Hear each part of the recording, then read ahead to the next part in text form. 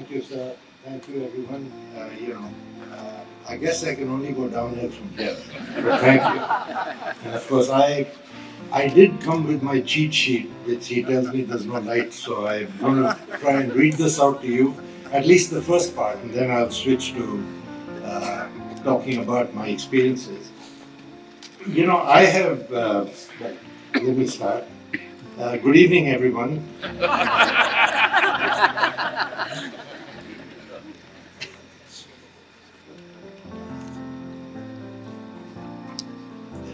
Thanks. Solution. Thank you very much. So I'm an old boy of the Doon School. I've also been a parent of a DOSCO, an IPSS member, and a governor on the board of the school. So I am honored to be here today to celebrate the 88th Foundation Day of this great institution. I thought I'd mention that because I think I've seen the institution from every angle that I think it can be seen over a period of time. I also wanted to mention, and I think the headmaster had mentioned this earlier, that our Founders Day is not just a day to reflect on the past, but also an occasion to renew our commitment to the values that this school stands for. And a lot of that came out in the debate yesterday. I'll try and put my own interpretation on that whole thing. Values of excellence, integrity, compassion, and lifelong learning. And I'm sorry if I'm repeating what people have said. The journey that began for us within these hallowed walls continues to shape our lives and guide us in our endeavors. At least that's true for me.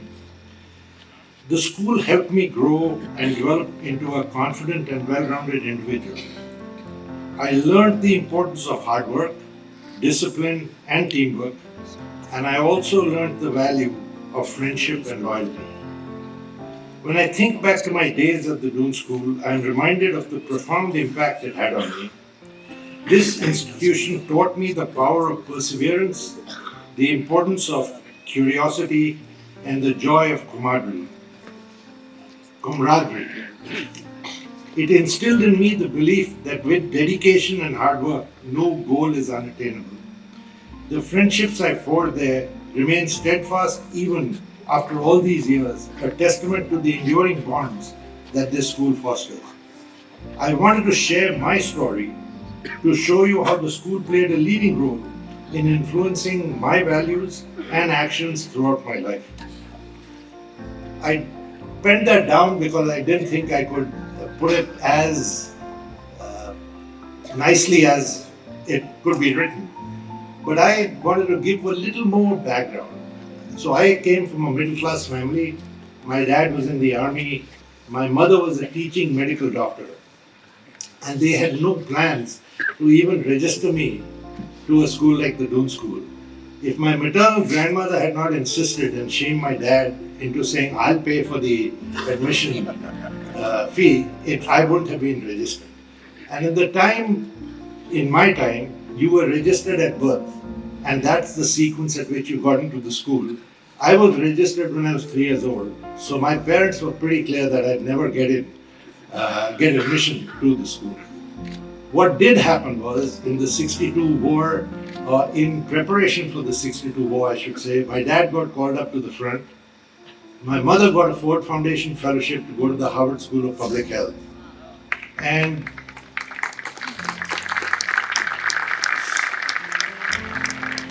so you had two incomes with no overheads, basically.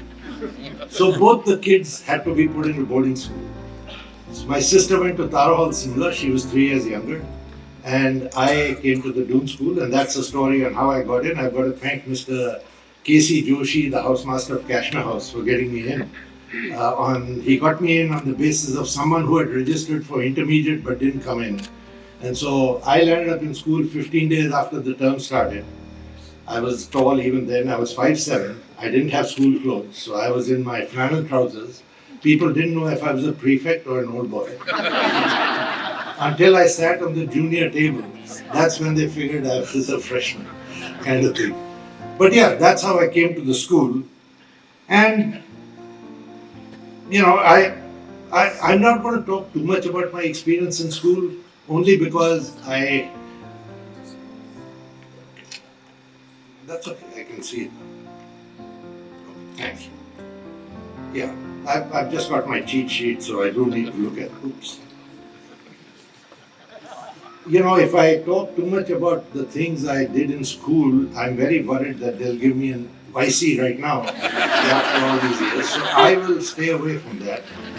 But I want to share one experience, and I think I've repeated this to some people who I've met over the last few days. My maternal grandfather was a scientist, and he taught me math. I was born in Calcutta. He was the director of the Indian Museum. He used to walk around Victoria Memorial in the mornings with his scientist friends and discuss whatever they had to discuss. I would go with him holding his little finger, and he would tell me 2 plus 5, 3 plus 4. So I knew my mental math. And when I went to Loreto Convent in kindergarten, the teacher would write the sum on the board and draw the 2 lines, and I would give her the answer. So I was thrown out of math class as a disruptive influence and sent for Bible knowledge. So I've always believed that in math, I have a right to get 100% in every exam. And I go in with that attitude to a math exam at least. Mr. O.P. Malhotra, who used to be our math teacher, used to give us tests and then go away. And so, some people would cheat. And sometimes you make a careless mistake, and I'd be very upset that someone who cheated got more marks than me, So after I got to know Mr. OPM a little, I talked to him in the corridor one day and said, "Sir, you give these tests and then you go away. Aren't you worried people will cheat?" He looked at me and made a statement that I have never forgotten. He said, "Who are they cheating?" And my whole life,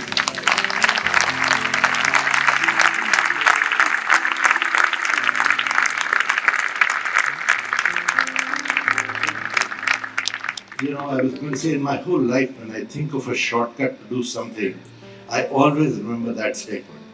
And it always tells me to do the way it should be done, rather than taking a shortcut or trying to, do it in a way that it's not supposed to be done. That's just an example of how teachers influenced you. I've got to say at the Doon School, and I must say in IIT Kharagpur, where I spent 5 years. I went for IIT for only one reason. You got in on your own merit. Having played cricket for school, in my time at least, admission to St. Stephen's was automatic. And the fact that you got a first division made it so much nicer for them. I decided that's not what I wanted to do. I wanted to try and get into a place on my own merit. And I wanted to do electronics only because, when my mother had come back, she'd got a school tape recorder, which was a real, luxury in those days. And my dad would listen to a lot of his K.L. Sehgal songs on the tape. And one summer holiday, I decided to dismantle the tape recorder and put it back, It didn't work. I got punished with thappad, the standard in those days. So I told myself at that time that one day I'm going to become an engineer when I will be able to put an electronic instrument like this together. I don't think I can do it even today. But yes, that's how I got into electronics. And that's why I did electronics. The nice thing that I learned at Doon when I went to IIT was that you compete with, or there are people there who first in school their whole life, for them academics is nearly everything. I decided that wasn't what I was going to do. And I think Doon played a big role in that. I said, I'm going to do my studies. I'm going to make sure that when I entered IIT Kharagpur on the JEE, the joint entrance exam, on the merit list, I was the fifth lowest or highest person, from a rank. I said, when I graduate, I have to be at least one of the top 5. So that was the target, but I said, I've got to play all the games I play. I've got to act in plays. I've got to do some debating. I said debating can wait, but that's what I did my 5 years in IIT. And I'm happy to say when I left IIT at the same rank at which I joined. It took me a lot of effort. I think the other thing that I also wanted to mention that I again learned at Doon is that, and I want to tell the boys this and the students actually, that try and be yourself. The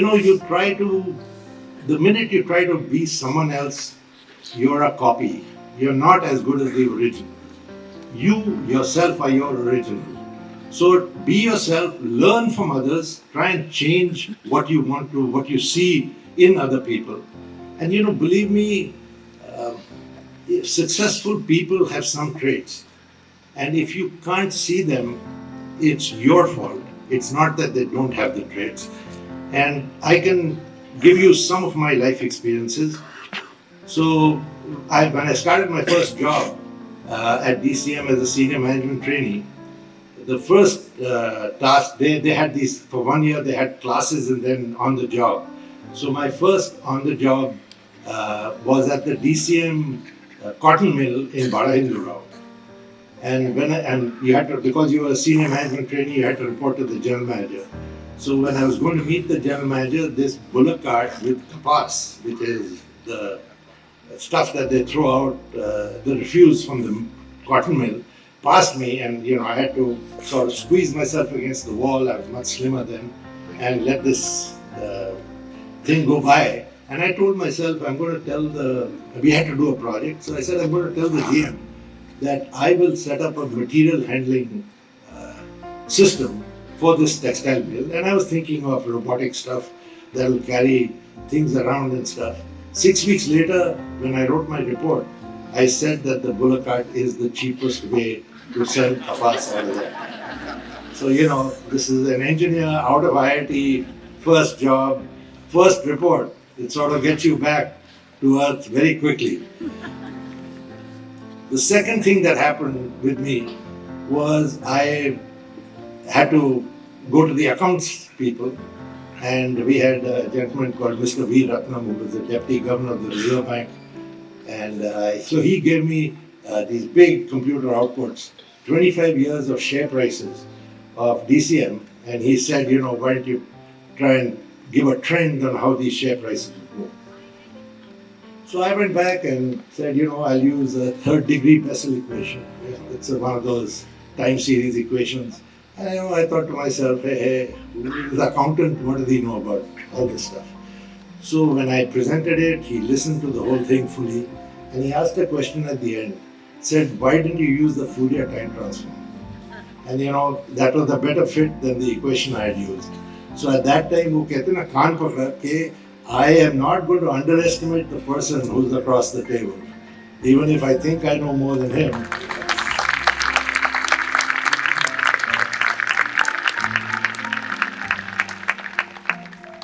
And the third incident I want to share is that BCM, there were two executive directors. There was Dr. Bharat Ram and there was Lala Charat Ram. And they were sons of Lala Shriram, who was the founder. There was a third person who was at their rank called B.D. Pathak. And B.D. Pathak was a very, he was short. He didn't have much, didn't seem to have personality. Had no dress sense in terms of he'd have a yellow tie with a green shirt, that kind of stuff. And so you felt that, look, I don't know why he's where he is. Maybe he had black money for the family, and that's what you think of as a trainee. And so, you sort of felt, okay, ignore him. I ended up going for training to Shriram Fibers, which was under him. And he drove in, he picked me up from the Kota guest house. This was in Kota in Rajasthan. And I go with him in the car to the Shriram Fibers factory. From the 5 minutes entering the gate of the factory to the time the car parked in front of the office and we walked to his office, I realized why B.D. Pathak was who he was. Every person, every employee, he had 8,000 employees. He would stop and ask the guard, how's your mother-in-law, has the operation been done? he knew everyone's name, he knew their family. I tell you, if he wanted someone murdered, they would happily do it.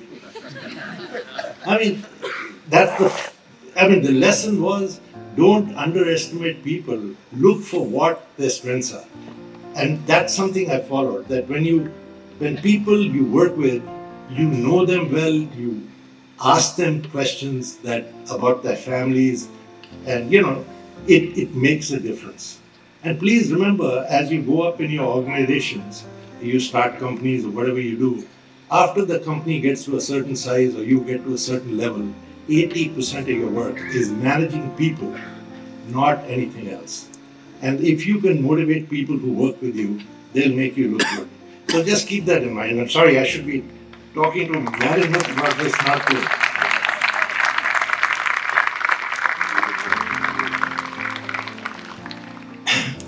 So 5 years in DCM, we did a lot of nice things. We set up a strong R&D.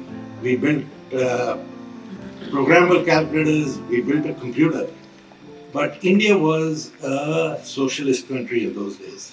Not that we've changed too much, but we were very socialist. We had an act called the Monopolies and Restrictive Trade Practices Act. And DCM was the fourth largest private sector company in the country based on revenue at that time. It was about 250 crores, if I remember right. They decided that they would run afoul of the act if they went into computers. And you've got to remember, in a 250 crore company, the electronics part that we handled was 1.72 crores. So it didn't really matter. It was a rounding error for them. But for us, it was a career. So 6 of us left and started HCL, Hindustan Computers Limited. We actually had no business plan, no money. We just had a belief that microprocessors would change the world. And they have actually. And HCL, that's basically how it started in my grandmother's Bursati in Golf Links. We took that for 2 reasons. One is it was free, most important. And second is, if you have an address like Golf Links, everyone thinks you come from money. And that sort of helps.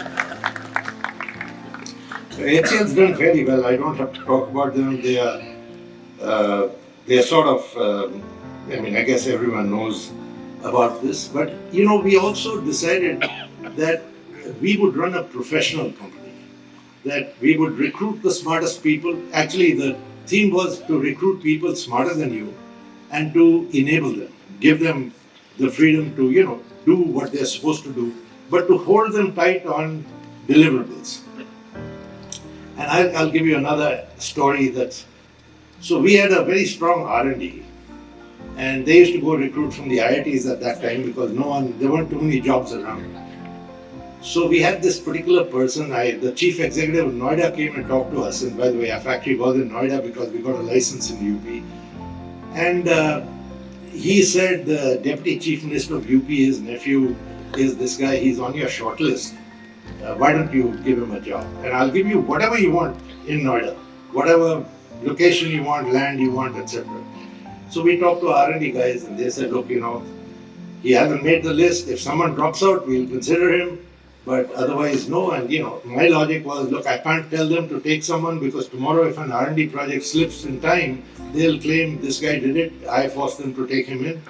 So we told the chief executive of Noida, no, we can't do it. So the deputy chief minister actually visited us. We were in a shed. There was a little small nala and there were 2 wooden planks. You had to walk across the planks to come in. And of course he did his pitch, didn't really ask directly. When he was leaving, the poor guy slipped and broke his leg.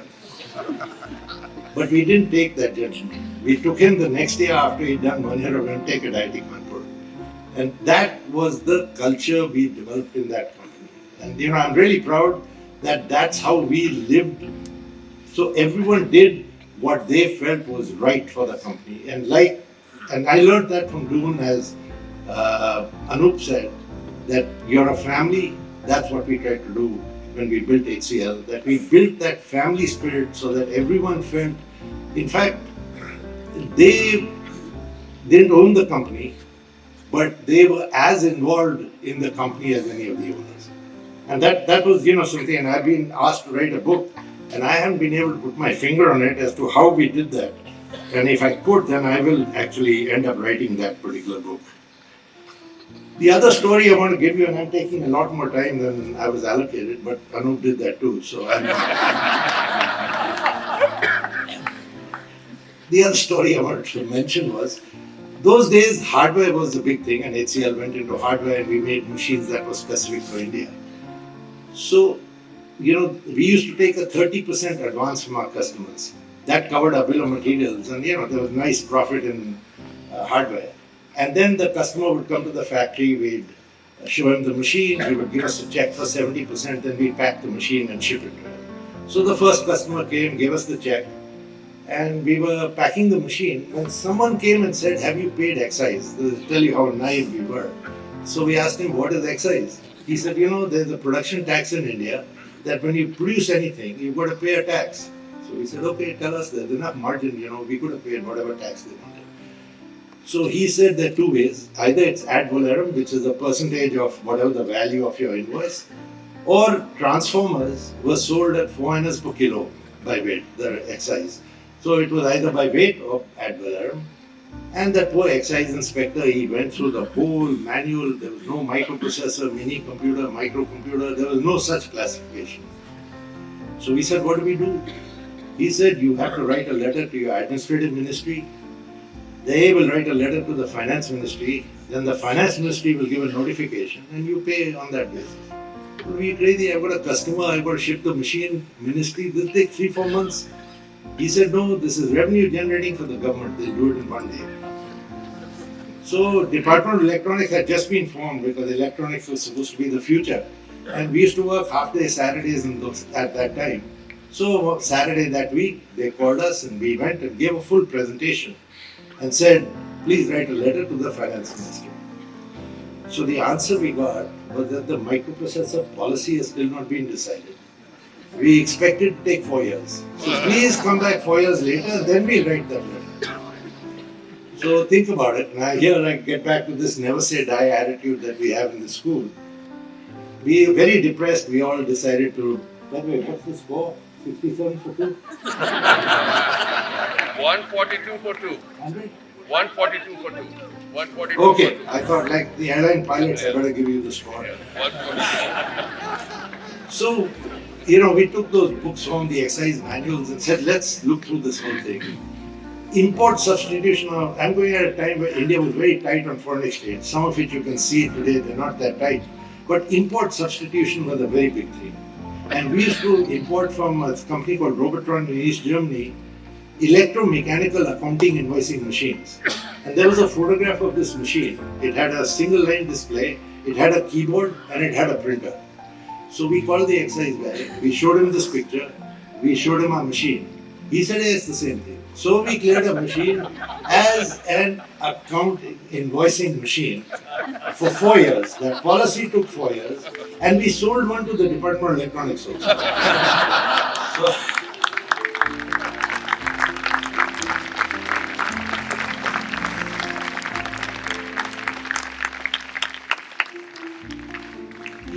I could go on and on about the stories on HCL. But, again, I think a lot of us, at least it happened with me and my wife, when you leave college, you want to change the world. You want to make a big change. A lot of you want to do it after school too, I guess. But we wanted to change the world. Then you get to your 40s or close to your 40s, and you start thinking, half my life is over, or at least half my life is over. And I haven't done a thing to change the world. I haven't changed the world. So we sat down and talked about it and decided to change the system boundaries of what we called our world.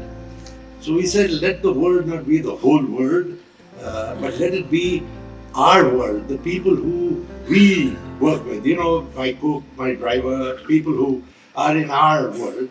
And let's educate their kids, if they want to get educated, the way we would educate our own kids. And that has worked out really well for me. And I would encourage all of you to think of it that way.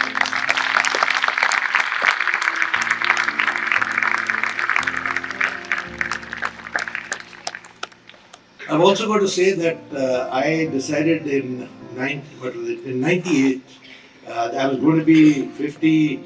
I thought time to retire. I've done a fair amount. I was economically comfortable.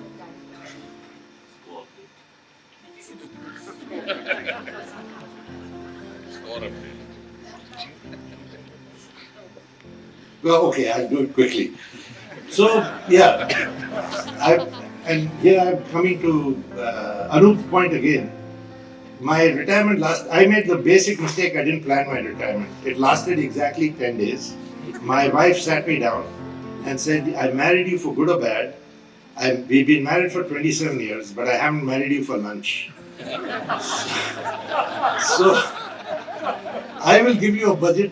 You go out and work from a business center. I can't have these people coming in at 6 in the morning till late evening and having tea, and you're telling me why is this here and why is that there at home. So, what happens when you get thrown out of the house, you've got to start another company. You've got nothing else to do. So, we started a specialized company, Headstrong, and that's a completely different story.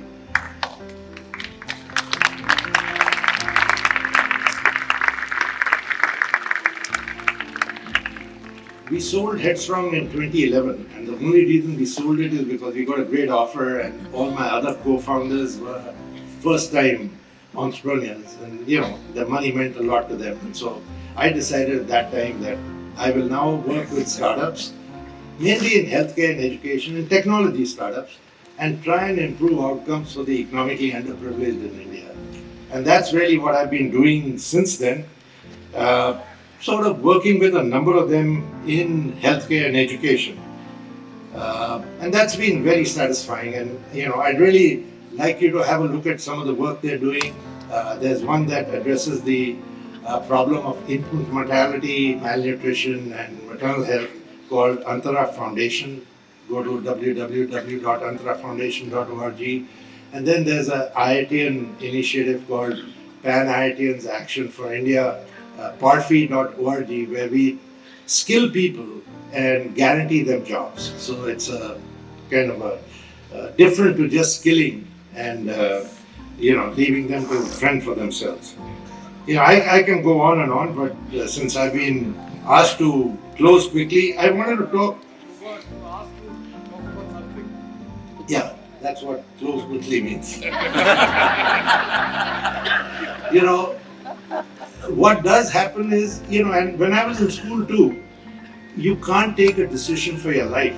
We were 16, I guess you're 18 now when you graduate. A lot of people go through their whole life without realizing what they want to do.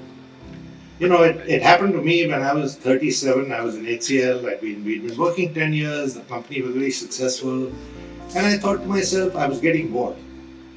And I said, maybe I should go back to teaching, which was my original intention when I graduated from college. And, I talked internally and everyone said, why don't you go do a course at the Harvard Business School, which is where I went for the advanced management program for 13 weeks. And that's when I came to terms with what I want. What I was not enjoying was running a big company. What I wanted to do was to work in startups.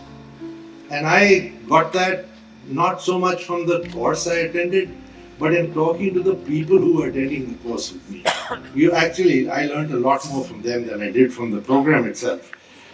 And that is something that I think a lot of kids here, like me, would go through. And I guess when you're a teenager, you want to be a pilot or an engine driver, and then you want to be something else. And then your parents want you to take a profession where they think you'll be able to earn a good income and, something.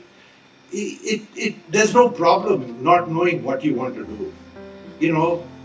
Try and do different things to arrive at a point that you like, that you're going to enjoy it. Because when you work 8 hours a day, right, you've got to enjoy what you're doing. Otherwise, you're going to come back home and be a pain in the butt for the people you're living with, whoever they are.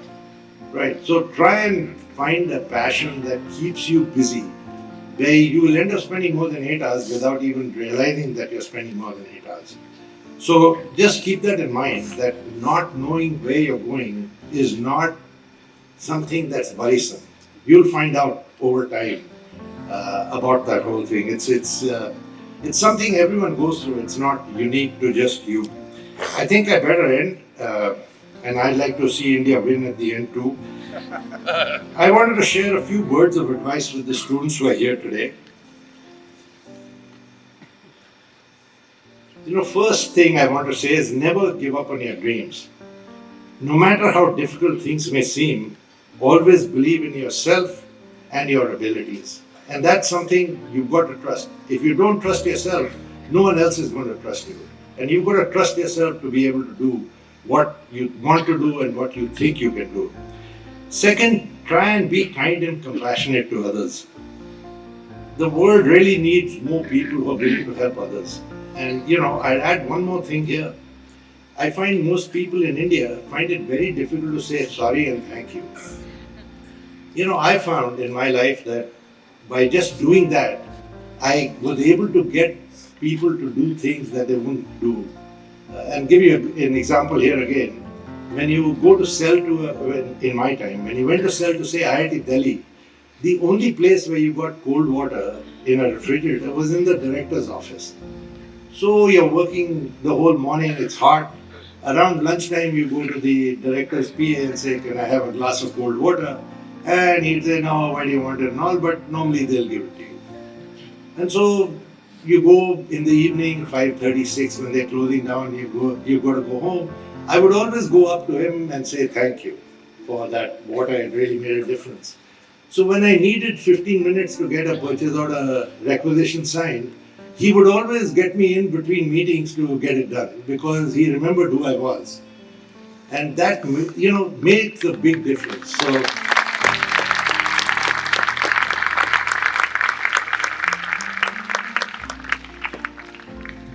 the third thing I wanted to mention, and this has been said before, is never stop learning. And unfortunately, I got into an industry where you have no choice. You have to keep learning. The only constant is change in the IT industry. And unfortunately for all of you, IT is permeating into everything. So none of you have a choice. Doctors, publishers, whatever you do, change is going to be constant in your life. So you have to keep learning. You've got to adapt and learn new things. There's just no choice. And I just want to leave that thought with all of you because lots of people are uncomfortable with change. We've got to find a way of being comfortable. Let me just read the last part. It said, "I am confident that all of you will go on to do great things." I really am, at least for kids from this school.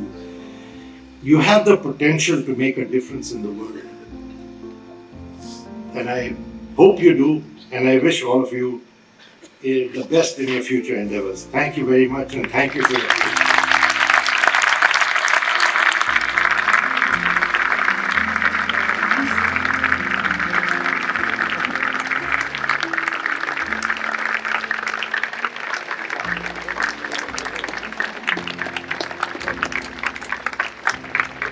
Thank you so much, sir. Your address will go a long, long way. The standing ovation what my boys and the colleagues have given you means a lot to all of us.